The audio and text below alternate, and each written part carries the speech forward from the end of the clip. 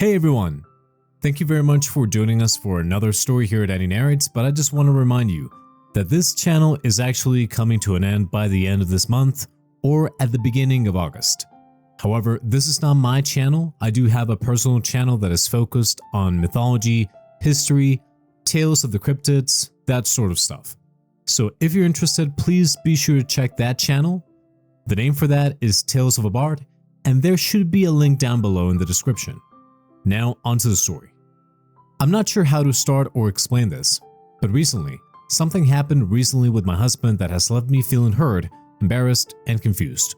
It's been weighing heavily on my mind, and I haven't been able to bring myself to talk to anyone about it yet. Just for context, my husband Ken is 7 years older than me. We met when I was 21 years old, and at a really low point in my life. My ex used to be abusive and manipulative, so when I met Ken after my breakup, I found him to be different, or so I thought. He was the perfect boyfriend to me and was the complete opposite of my ex. He would plan all our dates, was a good listener, and knew what he wanted in his life. He told me very early on that he was looking to date someone who he could eventually get married to. Since he was older than me, I was not sure if I should continue to date him, as I'm not sure about marriage, but as we continued to date, I slowly kept falling in love with him. Now, Ken doesn't have any parents, as he lost them in a car accident very early on in his life. I think this was a big reason as to why he always craved having a family of his own. When we started getting serious, I introduced him to my family and my parents absolutely loved him.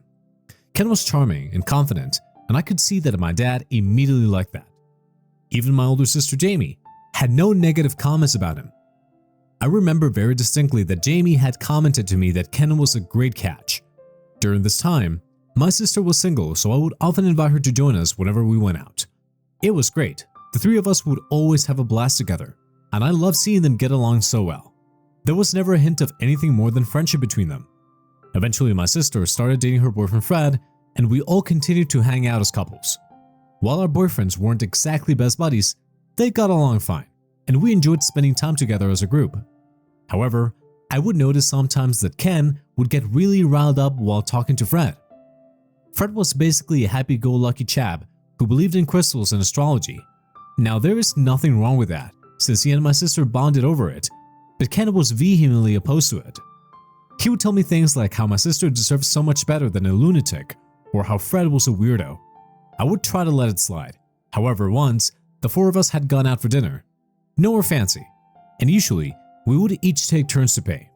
It was Fred's turn, and he didn't have the money, so he asked my sister to pay for it, telling her that he would pay her back. Hearing this, Ken openly mocked him, saying how a real man never lets his lady pay, and how he could take care of Jamie much better than him. We all froze in shock, and I stared at him incredulously. Ken tried to backtrack, saying that he meant that he was a sister to him since he was my boyfriend and could take care of her like a family. I shook my head, but kept my mouth shut at that time, since I didn't want to make things more awkward for us publicly. Later, when I confronted him, he insisted how he had grown close to my family and cared about them like his own. He told me that Fred needed to do better, and I asked him to butt out of their business. I told him that he had no right to speak that way to my sister's boyfriend, and I wasn't going to let it slide the second time. Since then, Ken has kept his mouth shut around Fred. Ken continued to have a good rapport with my parents throughout our dating phase, so it was no surprise that when he proposed to me, I said yes. I did have butterflies and felt anxious about my decision, but I did believe that Ken was the one.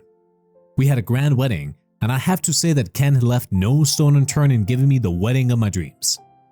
My parents did contribute partially to our wedding, but Ken shouldered the major parts.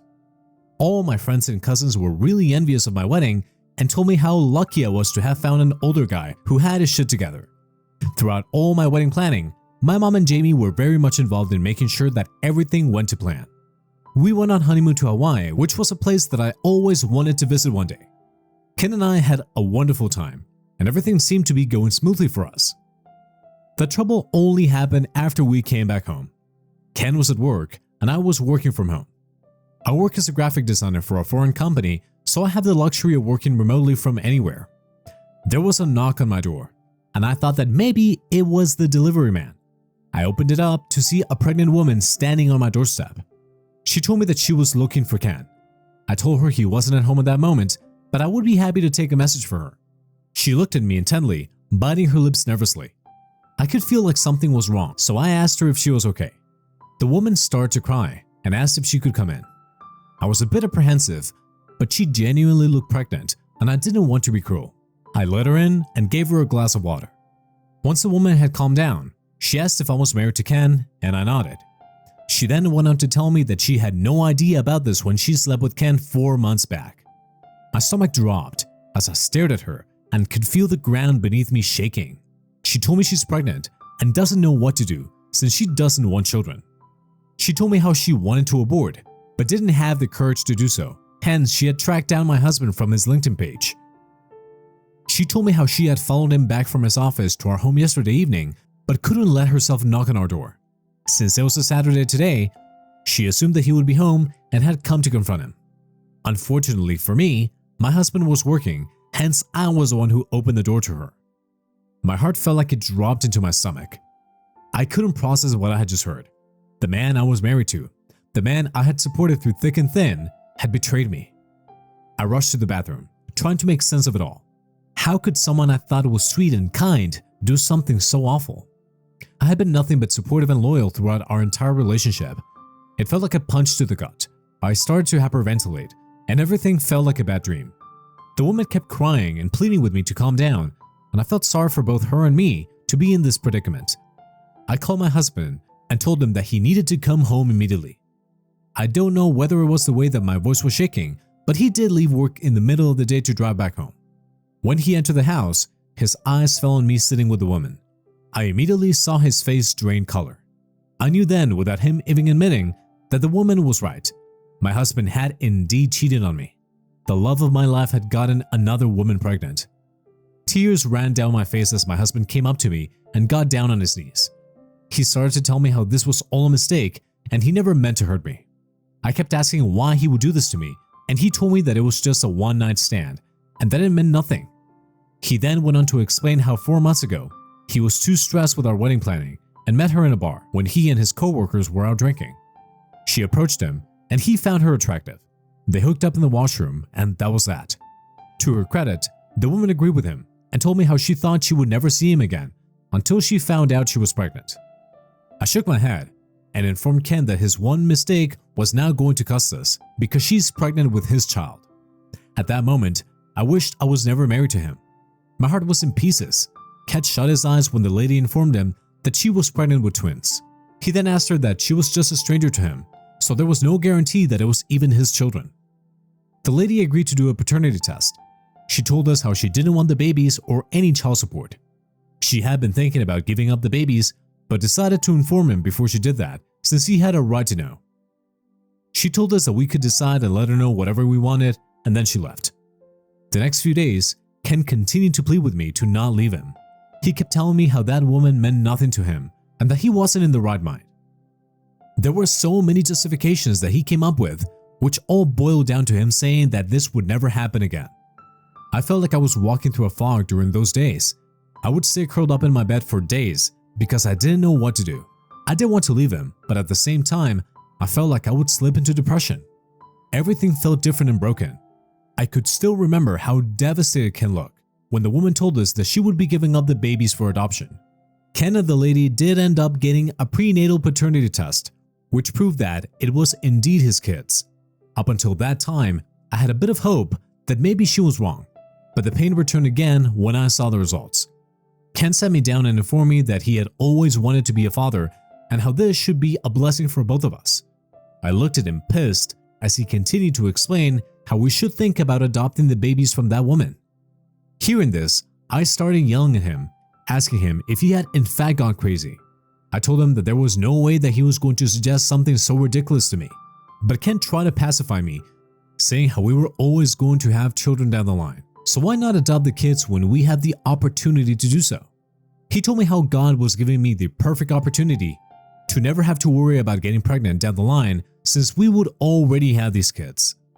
When I was still not convinced, he started talking about how difficult his life was when his parents passed away and how difficult living in an orphanage was. I knew that this was a dark phase in his life, and he did go to several foster homes, which scarred him even further. Ken broke down in tears and begged me to think about this in a cool mind and reconsider my decision. I asked him about what would we even tell my parents, since his cheating incident was embarrassing enough and I could not let my family find out that I was not going to raise his affair kids. Ken winced at the words and told me how I knew that the woman meant nothing to him and that when it came down to children, I had nothing to worry about, since we could always say that they were adopted. I started to laugh and pointed out how that might be difficult since the kids might start to look like him, but Ken told me that we would cross that road when we got to it. He assured me that he would take care of me and the kids and we would be one big happy family. Ken is a really smooth talker, and for the next few days, I did catch myself mulling over his idea. It was true that the woman and Ken had no emotional connection, and she seemed like a nice person since she had been quite truthful to me. She definitely had no intentions about keeping the children, and it did make me sad thinking about the twins going into the system. If I didn't leave Ken and decided to stay with him, I don't know if Ken would ever recover from that situation, knowing that his children were growing up in strangers' homes. If I did decide to leave Ken, I would have to come clean about his cheating, and this would obviously hurt my parents as much as it had hurt me. Besides the cheating, Ken was a good husband to me, and I didn't want our marriage to end so quickly. I didn't know if I could forgive him completely, but I decided that if we did decide to adopt the twins, we needed to go about this the legal way. When I informed Ken about this, he was beside himself with joy. He assured me that he would contact a lawyer and ensure that we would have proper documentation of the woman giving up the child to us for full custody. We also needed to discuss how we could adopt them. I won't get into details, but this was a long, strenuous process. Throughout all this, I never once told my parents or Jamie anything, and no one was the wiser. The pregnant woman was more than helpful to us and had no issue signing all the papers we needed to adopt our babies. She was happy that she was leaving her kids with us, since she also felt bad about giving them up for adoption. When she went into labor, Ken and I were really stressed since hers was a high-risk pregnancy, but thankfully, nothing happened. She and the twins were both okay. When I held the twins for the first time, I felt like all the hardships I had faced until then were somewhat worth it. I didn't even know I was crying tears of joy while holding them until the nurse pointed it out to me. We brought the babies home, and since then, I have found another purpose to live my life. The hardest thing at that time was breaking the news to my family, who had no idea about all this. My parents were shocked and immediately rushed over to our place. Ken and I stuck to our plan and informed them that we had applied for adoption and had been selected to be the twins' parents. My mother started to cry as she checked on the babies. My father was taken aback, but did hug me while saying how he could not believe that his little girl had babies now. I got so emotional hearing that. The rest of the family, including Jamie, did come and visit us, and they were all surprised with our decision but understood. No one doubted us, and I was glad, since I didn't want to deal with explaining the truth to them. Besides, I had chosen to let go of Ken's mistakes, and I just wanted to move on with my babies. Trevor and Zach are the best boys I could have ever asked for. They are just adorable and are what you would expect boys to be. They have red hair like their mother, which is probably why no one has ever suspected until now that they could be Ken's children. Ken is a doting father to them, but the boys love me more than their father since they are still children. It's been 4 years since we brought them home. Throughout all this, a lot of things have changed between me and Ken. We have shifted to a much bigger place to accommodate the two boys. I have been promoted at my job, so I earned quite well for the first time in my career. We did go for couples counseling, and Ken has done everything in his power to be patient and loyal to me. My sister Jamie and her boyfriend Fred had tied the knot 2 years ago. Their wedding was fun, and we all had a great time. However, 3 months ago, we found out that Fred was leaving Jamie, which was quite a shock since they had been dating for a long time. Fred never disclosed to my parents any reason, but since he and I had a good rapport, he told me how he had found out that Jamie had been cheating on him with a coworker. This was a huge shock to me since I had no idea about this. I did try to talk to Jamie about it, but she told me that she didn't want to talk, so I let it go since I wanted to respect her space.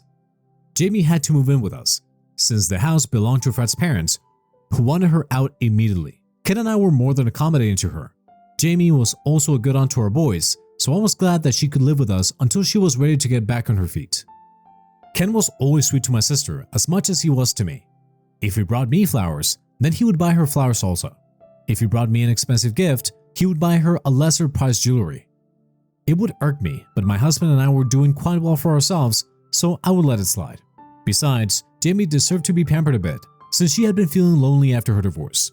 However, I started to notice more and more about how close they were getting. Jamie would always touch his arms or laugh a bit loudly at his jokes. She would also comment to me how sexy she found that my husband took care of the children without bothering me.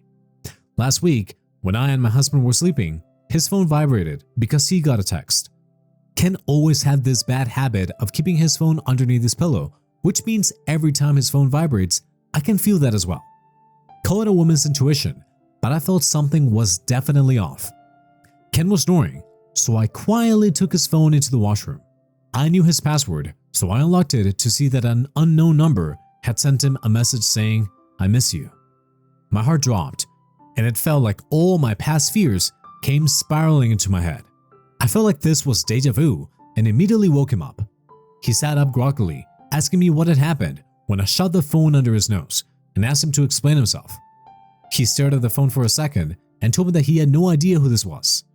He pointed out to me how this could have been sent to him by mistake since this number was not even saved on his phone. He calmed me down as I was pacing around the room and told me how I was overthinking. He assured me that he would never do something like this and had learned from his mistakes the first time. I did feel a bit calm since his explanation did make sense and there were no other messages exchanged between him and that number. I almost forgot about it until yesterday when I walked into my house. I had gone out for groceries, but it was raining, so the store was closed. The twins were watching TV with the volume really up, which was almost deafening. I was about to lower the volume when I heard moaning from upstairs. I looked around and could not find my husband and Jamie around. I walked upstairs and realized that the sound was coming from our bedroom. I swung the door open to see Jamie doing the unspeakable with my husband. A small gasp escaped my mouth as I fell back to the ground in shock. Ken noticed me and went white as a sheet. He immediately put Jamie aside and looked like he had seen a ghost. Jamie, on the other hand, looked nonchalant as she quickly got dressed. I couldn't believe what I was seeing. My own sister, my best friend, had betrayed me.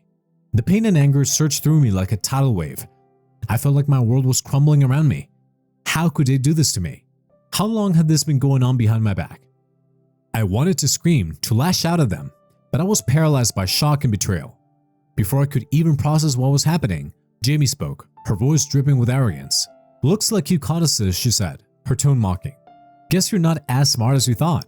I started screaming abuse at her, telling her how dare she come into my house and sleep with my husband with my kids downstairs.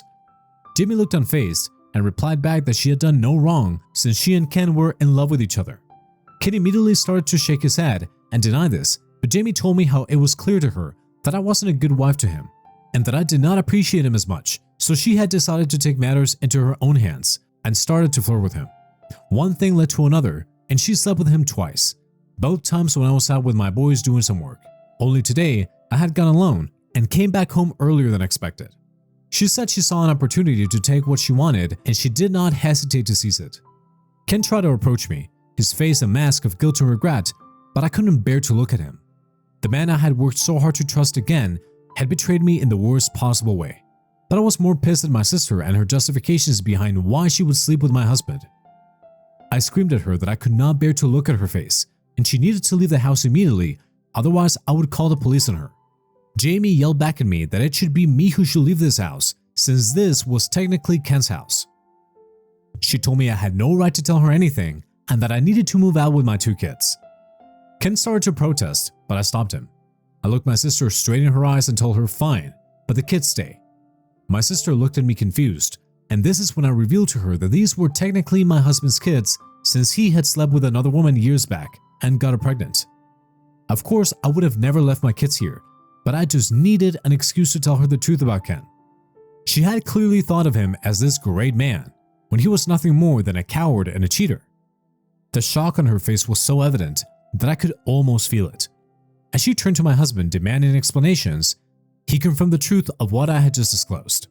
I could feel some kind of satisfaction as I watched her process the truth. She asked my husband why he had not mentioned it before, and he replied that it was none of her business, and went on to clarify how although he hooked up with her 3 times including today, he didn't love her, nor did he want to pursue any kind of relationship with her. Jamie's eyes widened in shock. and she asked slowly what he meant by that. Ken went on to tell her that he didn't have any feelings for her whatsoever and had made a huge mistake giving in to her. Jamie broke down. Ken asked her to leave the house so he could talk to me and knew that having her around would distress me even more. With tears streaming down her face, she packed up and quickly left. I took my boys into the room as I didn't want them to sense that something was wrong. Ken later came into the room and asked me to talk to him.